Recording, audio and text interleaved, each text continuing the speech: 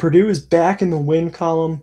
Big time win over Maryland, a 30-point win over a very bad Maryland team. I think we correctly called that out in the recap.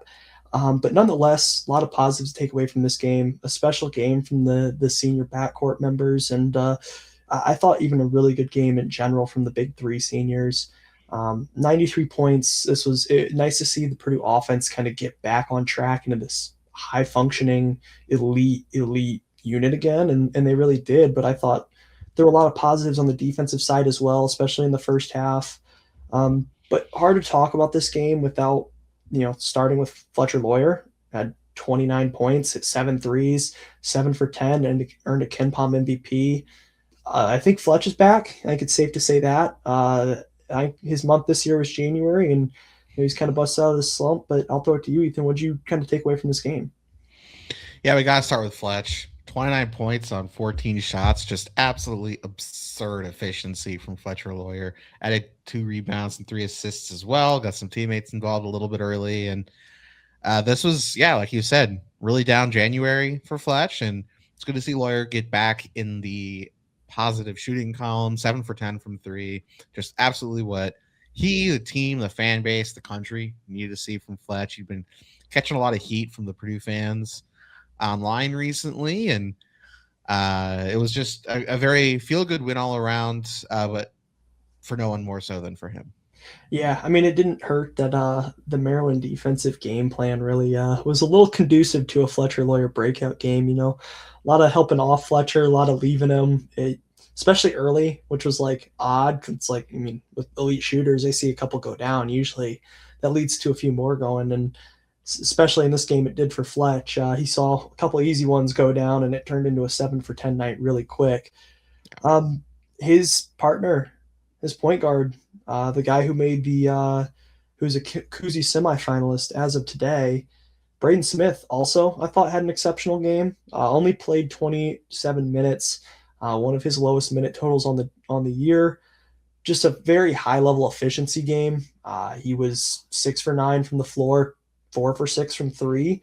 He had 6 assists to 1 turnover. This wasn't like a crazy box score set counting stats game for him, but he only played 27 minutes, was nearly perfect in those 27 minutes. There was a little bit of response to some chirping from the Maryland student section. It was a quiet enough atmosphere that we were able to hear some clearer thoughts from the students out there at College Park, and there were some short chants followed by a couple of made threes and some stare downs. But all in all, I thought a great game from Braden. What did you see from him? What stood out to you? It's pretty crazy that we're sitting here on a recap saying like 19, 2, and 6. Yeah, pretty ho-hum for Braden. 19 points on 9 shots. Are you kidding me? Like, it 6 assists to 1 turnover too. 6 assists to 1 turnover. And the 1 turnover was when he got doubled right across half court right before the end of the first half. Like, outside of that, I think he had Trey got tagged with a turnover. The box score guy tagged Trey with a turnover on a bad pass from Braden that I guess kind of touched Trey's hand. So that probably should have been on him. But even 6-2, which is not what the box score says, is still pretty great. And yeah, the Purdue backcourt quieted some noise, literal and figurative, in this game. Like you mentioned, the broadcast, along with a absolutely insane game by Bruce Pearl in the booth, just absolutely crazy. We can talk about that. That's probably more interesting than the game, honestly. That deserves like a 10-minute video in of itself. Maybe we'll do a short on that later. But no, I mean, the student section was right behind the announcers, and so their mics were picking up a lot of the chants, and definitely were heard by the players in the court. It was pretty wild. The short chant started after Braden went 2 for 2 from 3, and I guess they were trying to get into his head. So rough job on the scouting for whoever runs the Maryland student section there. This was just a phenomenal game from both of them. And Fletch, I mean, Maryland did the thing that Purdue fans who are out on Fletch think all defenses do. That's sag off him. I've been a big proponent of, like, even when Fletch isn't making shots, he adds value on the floor because teams will always respect his defense and will never help off of him. And you saw why in this game. Maryland decided to help off of Fletch because they help off of everyone because they're a bad defense. and he made him pay. And I mean, Fletch could go 0 for 10 combined in the next 3 games, and every defense the rest of the year is going to be doing this. Or I mean, is not going to be doing. They are not leaving Fletch, because as soon as you leave him, he goes 7 for 10 from 3 and beats you by himself. Yeah, I mean, little bit of a baffling game plan, and then another baffling game plan decision by the Maryland student section to yap at Braden Smith and Fletcher Lawyer. I feel like there's enough of a scouting report out on those two at this point that like you should kind of keep your mouth quiet. I know like if you play the headshot game, those are two guys you'd think you'd be able to kind of to work shit talk wise, and I'll let me be the first to tell you I don't think that's gonna play out as well as you think it It's their would. 4th year in the league. Maryland should be used to this by now. Yeah, I mean, I think you're hard pressed to find a pair of backcourt mates that talk more than Braden and Fletcher. So I certainly don't think that two short chants from a Maryland student section in the game where Purdue's up 20 are really going to phase them too much. All in all, it was really just kind of a feel good game for Purdue. Like I think that's we've kind of glossed over that. It just this is a vibes game. Like I don't think there's too much to take away from this game schematically, just because Maryland's really, really, really bad. But this was a game that it was nice to remind yourself that like Purdue's capable of doing this, and they've done this to much better teams than Maryland. Think back to Texas Tech. That Texas Tech team just beat Houston, so like Yeah. they can do this to just about anybody in the country. I think so. It's nice to remind ourselves that the ceiling is there. I want to touch quickly before we move on to a couple of the role players. Trey Kaufman-Renn, somewhat quiet, but somewhat not quiet box score, I would say. Only had 7 points, but Trey Kaufman rebounds his back a little bit. Full line reads a 7, 10, and 4. Had 3 turnovers, but as you said, one of those was a little iffy. Also blocked a shot, blocked a 3-point attempt. Uh, Really athletic play from Trey. I thought this was a really good Trey Kaufman-Renn game, and for all of the like, there have been some talk of he struggled scoring the ball, and I think a little some of the weird plays we've seen, like the Fulgaris holding the ball above his head play, is Trey kind of reinvent himself as this like dirty work, garbage man, like hard worker, glue guy almost. This is what that looks like right here. The 7 points. He only scored 7 points, and I never thought going into this year I would say a Trey Kaufman-Renn game where he only scored 7 points was one of his more impactful games of the year. But he was legitimately good defensively. He was the best rebounder on the floor. I thought he made good decisions passing the ball. Maryland loaded up on him a lot. They made it difficult for him to get a lot of good looks. And to his credit, he didn't force anything. He kept the ball moving, made a couple of really nice passes, and I thought was a big reason for why Purdue dominated this game, especially early. I mean, he really set the tone on the glass. He was fantastic. 7 points on 5 shots, 10 rebounds, 4 assists. That really athletic block out on the 3-point line.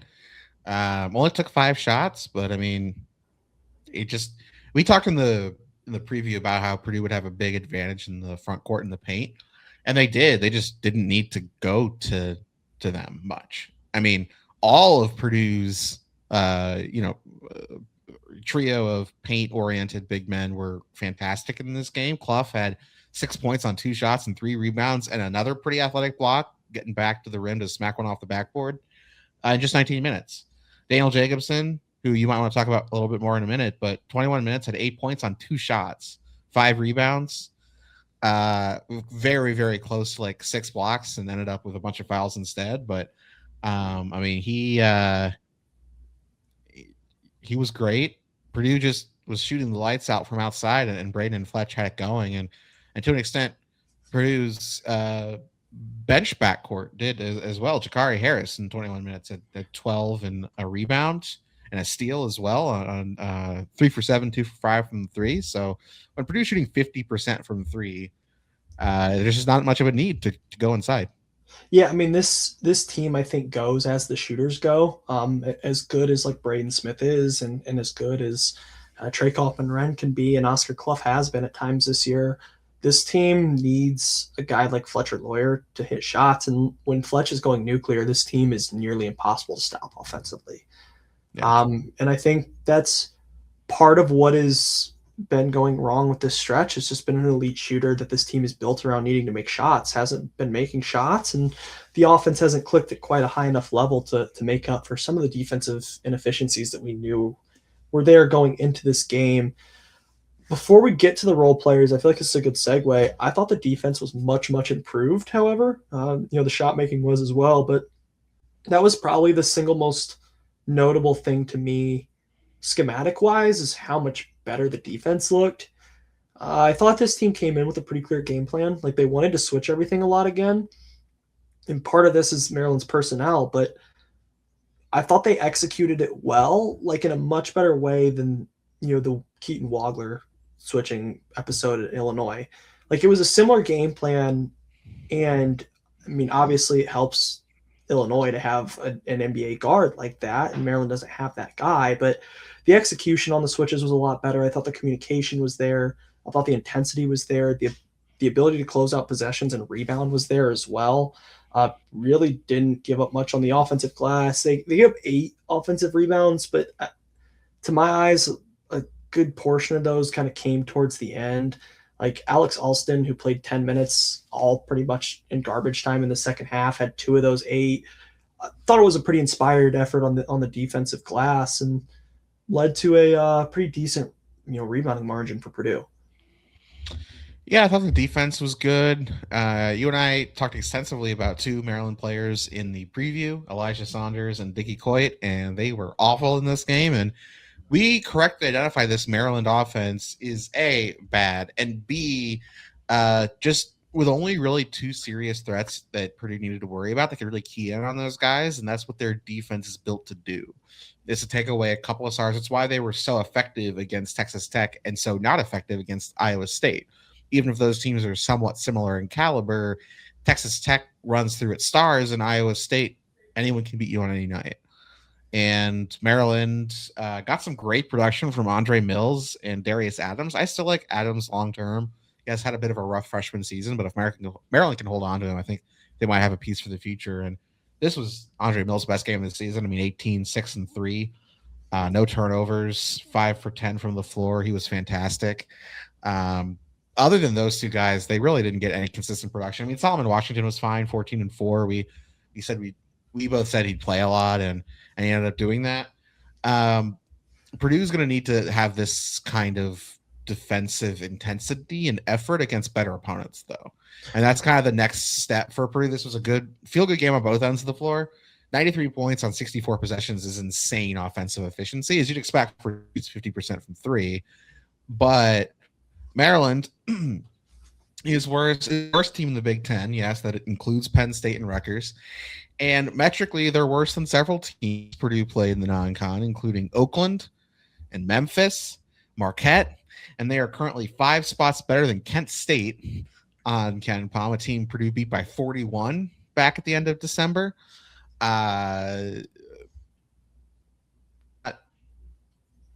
Also, respectfully, line up Delrico Gillespie and Ron Whaley Jr., and I think that front court's punishing this Maryland front court. Delrico Gillespie might have 27, 22 against this Maryland front court. But all in all, I did think it was important to note that I think that the team just looked a little more connected. Like the communication was a lot better. I thought there was a lot of stuff that wasn't opponent dependent that was just significantly better for Purdue in this game. But before we get out of here, I think it's time to do a couple of the role players. You mentioned Daniel Jacobson early. This was one of his best games against a power conference opponent. We've talked about how bad this front court is, but I thought this is an important data point of Jacobson imposing himself in a game that he should have imposed himself.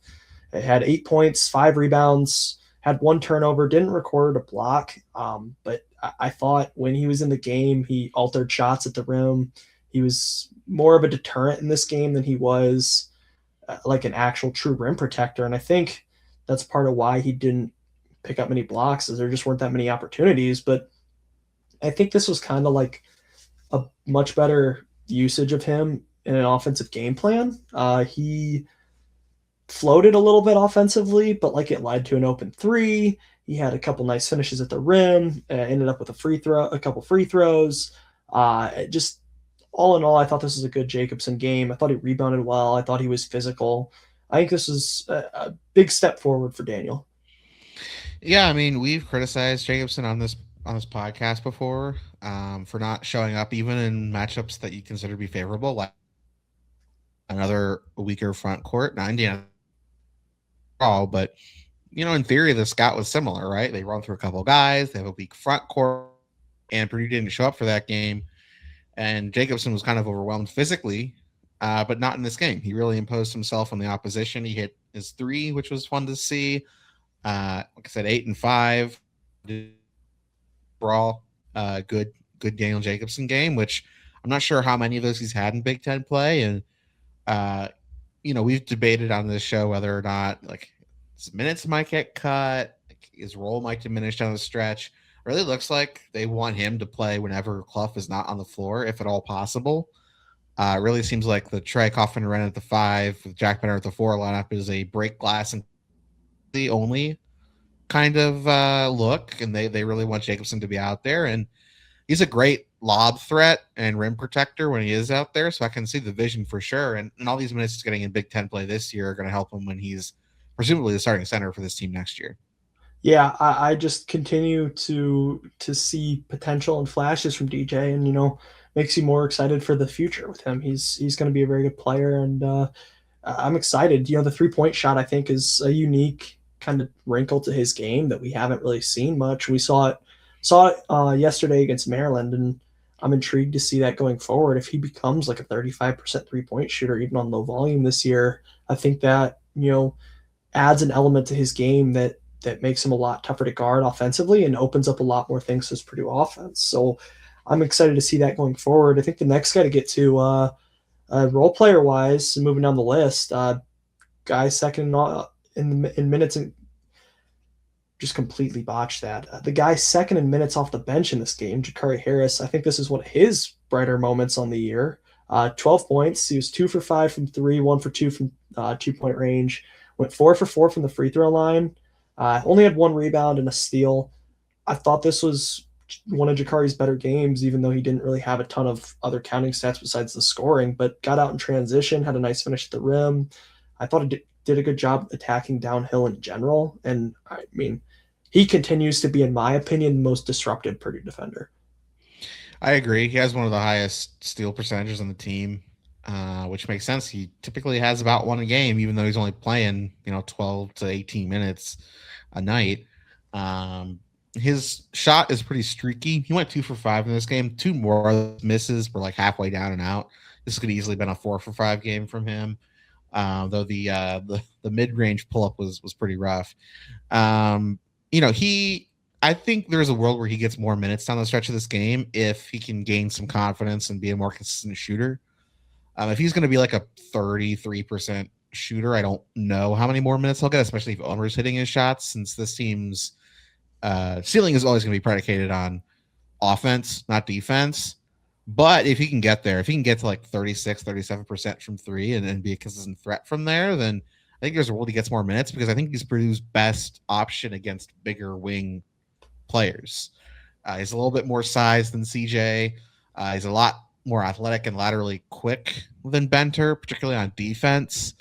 There's just more defensive upside there, and he has the length and size to really overwhelm the smaller guards. And I know I keep harping on this. I talked about it like twice in the Illinois recap. That steal he had against Stojakovic is something I don't know if anyone else on this team could have done. Just swiped it from him as Stojakovic was going into his move. It wasn't like it got a loose handle. He just took it from him. And that's the sort of thing that Jakari offers this team. If he can be a 2 for 5 kind of guy from 3, then there's a world where he's playing closer to 18 minutes a night rather than 12.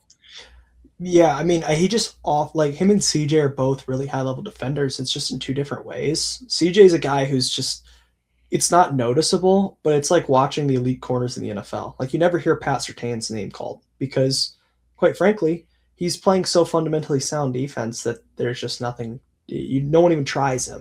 And that's kind of how it works with CJ when he's playing well defensively. Like, we kind of saw that with Philon. Philon just didn't really go at him much because there's never really an opportunity to attack. He's always in position. You never get anything easy. I think he does a good job of, he's not really like super high ball pressure guy, but gets great contests and does a great job of closing the distance. I think when guys start to creep towards the rim a little bit.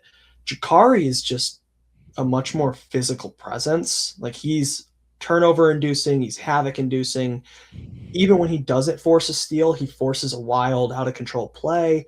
And I think it's just a different, kind of style of defense. And if you're looking for a way to make this team, I think, feel a little bit more physical and athletic, it's playing Jakari more minutes because he's the guy that does that.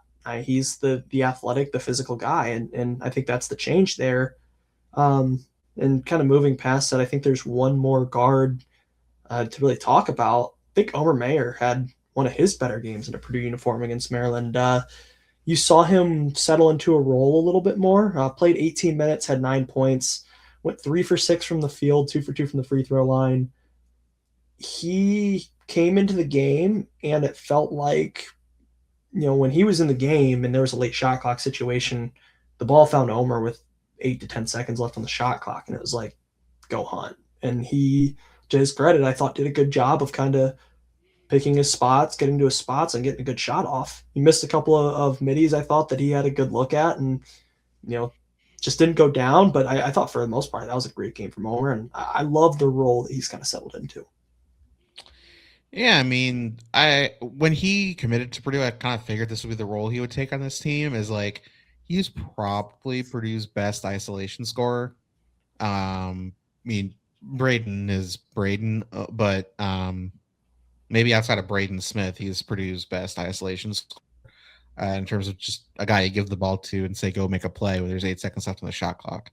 And I kind of figured he'd be that and off ball shooting, and he did both in this game. Hit his only 3, got to the free throw line, added 3 rebounds and an assist. Also had a steal defensively. So, like I said, it might be hard to find more minutes for Jakari if Omer's going to be shooting like this, because that was really what was holding him back at the beginning of the season. His shots just weren't falling. He was a bad off-ball shooter, and that made his fit next to Braden Smith pretty questionable.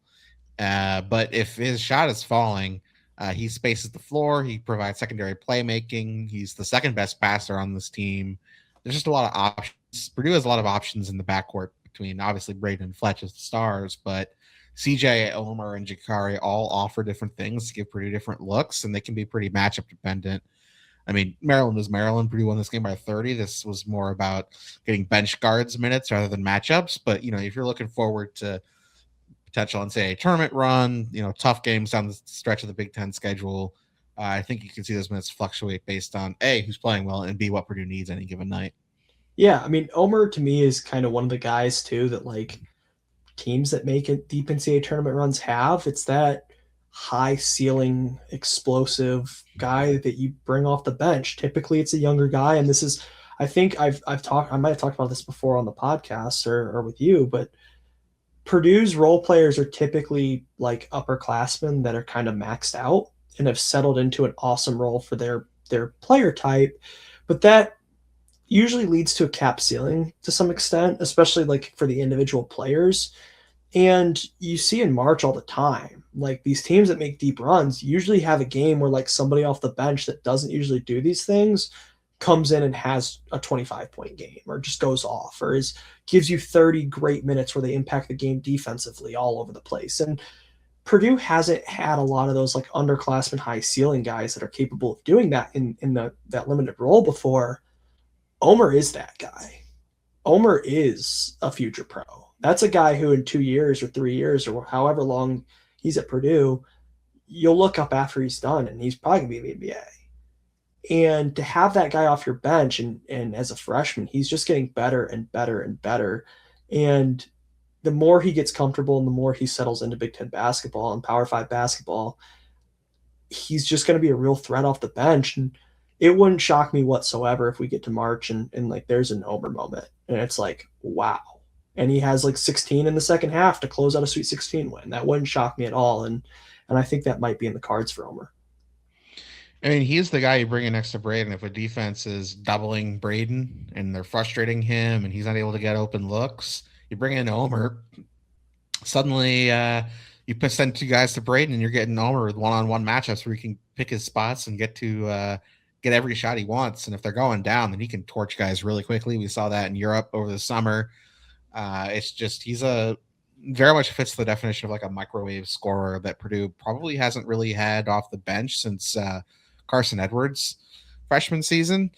Uh, Pretty sure he started most of his freshman season too. Even I would have been right around the time I started watching Purdue basketball, so I could be wrong on that. But I mean, not to make another Carson Edwards comp, they're very different players, but that's sort of, I think, the ceiling for Auburn. Obviously, he's in a much smaller role than Carson ever was at Purdue this year, and he's averaging like 6 points a game, 5 points a game. He's not scoring a ton game to game, but he has the potential to go off. And Purdue's had 6 players so far this year score 20 more or more points. Wouldn't surprise me if Omer got to 7 by the end of the year, but 25 minutes on Maryland recap is probably about as maxed out as we can go. I know you got some skiing to get to, so we'll wrap it up here. Unless you want to take 5 minutes and talk about Bruce Pearl. I mean, why not? We're here right now. So, what a game! Before we get out of here, how about that? What did he call? He called Omer Oscar for like an entire half. For like an entire half, while constantly reminding everyone that he did in fact really want Omer to come to Auburn and recruited him very hard.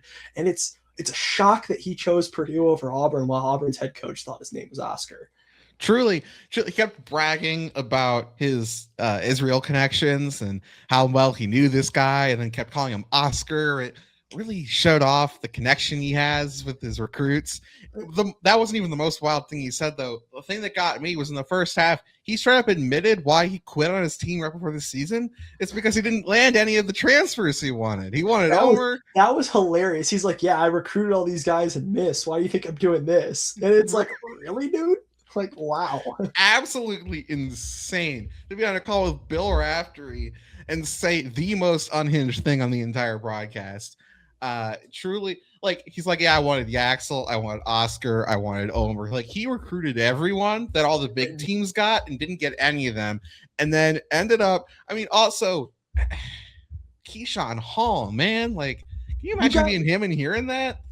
Well, also Keyshawn's good. Like, he's legitimately really good, awesome this year. Like, he's had a similar caliber year to Yaxel, for being quite frank. Obviously, Auburn isn't Michigan level, and so there's kind of that whole narrative with it. But like, on an individual level, Keyshawn Hall's putting up similar numbers to Yaxel. Absolutely wild. It's also crazy to say that about you're talking like I get Omer played well. Dog, he's averaging like 6 a game. Could you imagine being like any of the guards on Auburn that are averaging more than that and playing like 30 minutes and hearing like, oh, we didn't get this guy? Look, they're probably sitting here thinking, what did he have? I'm curious, what did he have against Auburn? What did he do against Stephen Pearl? All right, Omer in 13 minutes against Auburn had 4 points on 2 for 3 from the floor, 2 rebounds, 2 assists, 2 steals, and 2 turnovers. Yeah, like, the Auburn guards are probably hearing that and being like, why do we like? And a 28-point Purdue win, by the way. This wasn't a close game. He didn't play much. Right, and it's like, how much can the Auburn guards say because he was on the 30-point winning team? But also, they're probably looking across like, you say that about Braden or whatever, but like, that's the guy, that's the 5th guard on the roster, and we're like he also, like, Kevin Overton's probably like what? Kevin Overton's better than Omer Meyer right now. Let's be clear. Right, Kevin Overton had a good game against Purdue. He's probably sitting there like, really? I just like, Kevin Overton was the bench spark on an Elite 8 team last year. Also, he took the wildest shot at his own son, and it's his son, so like, I get it, but like, just the Stephen Pearl catching an insane stray when they were talking about Auburn beating Purdue last year, and then Bruce Pearl is like, and that was Bruce Pearl coaching that team, not Stephen. Like, just the full Bruce Pearl experience. That was just the full Bruce Pearl experience, including Iron Eagle having to tell him to not share his political opinions on the broadcast. Early, this wasn't even like the final 5 minutes of the game. This was like 3 minutes into the game, and Bruce Pearl makes some quip about his opinions, and Ian has to be like, all right, not here. We're on a sports broadcast. This isn't Fox News. Yeah, it was a credit to Ian Eagle. That's like the toughest assignment in sports, I think. Now I'm now convinced that's the toughest job in sports media, is being Bruce Pearl's play-by-play guy. Well, not just Bruce Pearl, it's Bill Raftery too. You Oh, got I to contend like with both Raph, of and them. like you go into Raph knowing there's going to be a little bit of nonsense, but it's like Sure. the, But he at least I gets am guys still the one who names has to keep right. the broadcast on track. Like at Oh one yeah, point near the end of the first half, he's like, "We're still calling a basketball game, right?" Rafferty has earned the right. It's a little bit Bill Walton-ish, like where at this point this guy Oh, what has was the name of the earned. guy who was always with Bill Walton on those like Pac-12 After Dark? Who's the Oh, play-by-play guy? I loved him. I forget. He was so genuinely kind to Bill. He did such a good he had such a difficult job, and I thought he did it so well because he He like was he phenomenal. turned Bill Walton's chaotic, never being on topicness into like this perfectly fun encapsulation of like Pac-12 after dark basketball. Oh, absolutely. Dave Pash.